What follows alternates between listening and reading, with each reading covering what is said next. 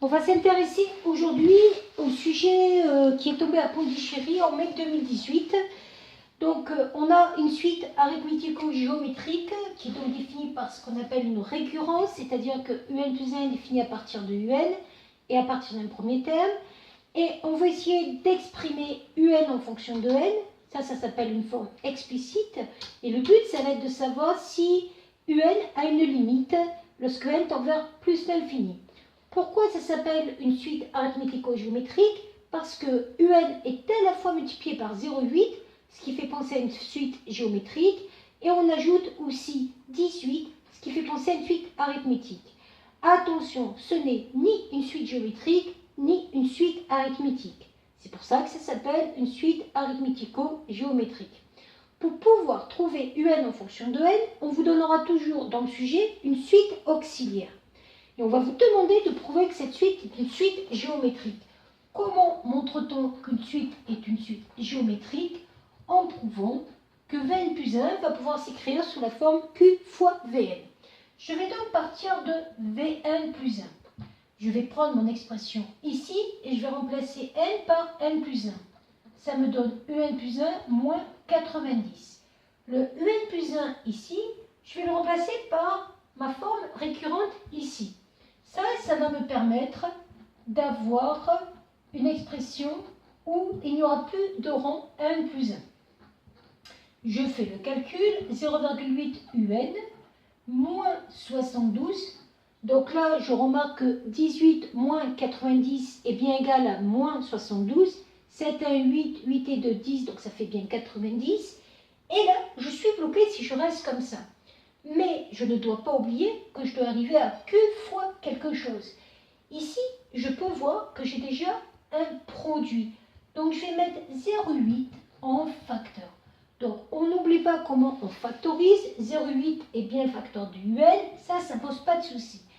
Et après, on va prendre le deuxième terme et on va le diviser par 0,8. Pourquoi? Parce que lorsqu'on distribue, on va bien avoir 0,8 sur 0,8 qui se simplifie, on va tomber sur 72. Donc, je vais donc avoir 0,8 facteur de un moins. Je me débrouille pour faire le calcul de 72 divisé par 0,8. Et si je ne me suis pas trompée, je vais bien tomber sur le 90 que j'avais en haut. Et c'est ce qui se passe.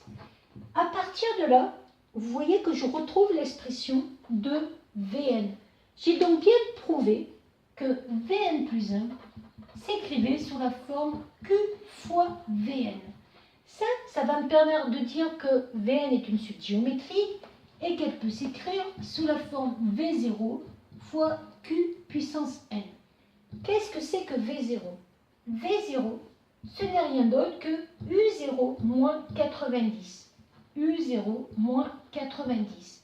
U0, c'était 65, moins 90, ça fait donc moins 25. Je vérifie, si c'est de 8, 5 et 5, 10, ça fait bien 90. Je vais donc avoir comme expression qu'on appelle cette fois-ci explicite, c'est-à-dire à partir de n, de la suite Vn, cette expression-là. Alors le but, c'est pas de trouver la suite Vn pour trouver la suite Vn. Ça va être de trouver la suite un, je vous le rappelle.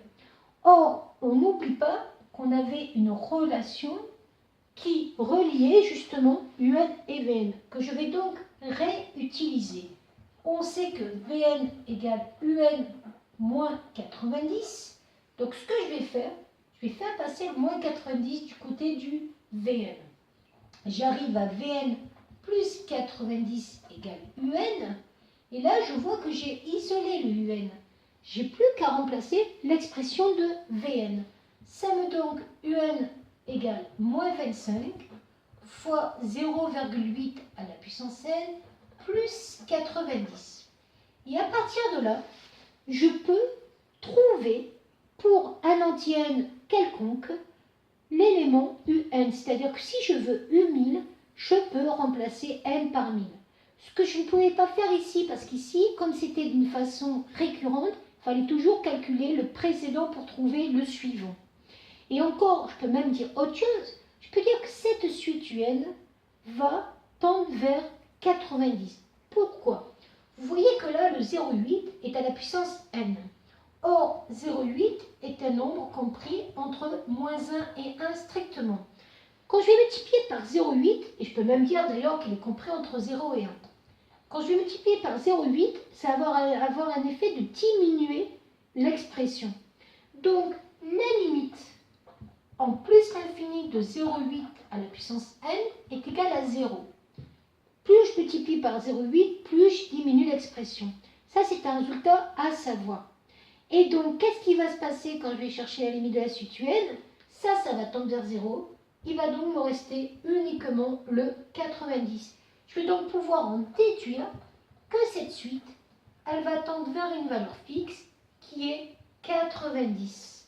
Et donc ça pourrait être intéressant pour savoir ce qui se passe quand je vais de plus en plus loin dans le temps ou dans la quantité. Qu'est-ce qui se passe? Est-ce que ça se stabilise ou pas? Voilà.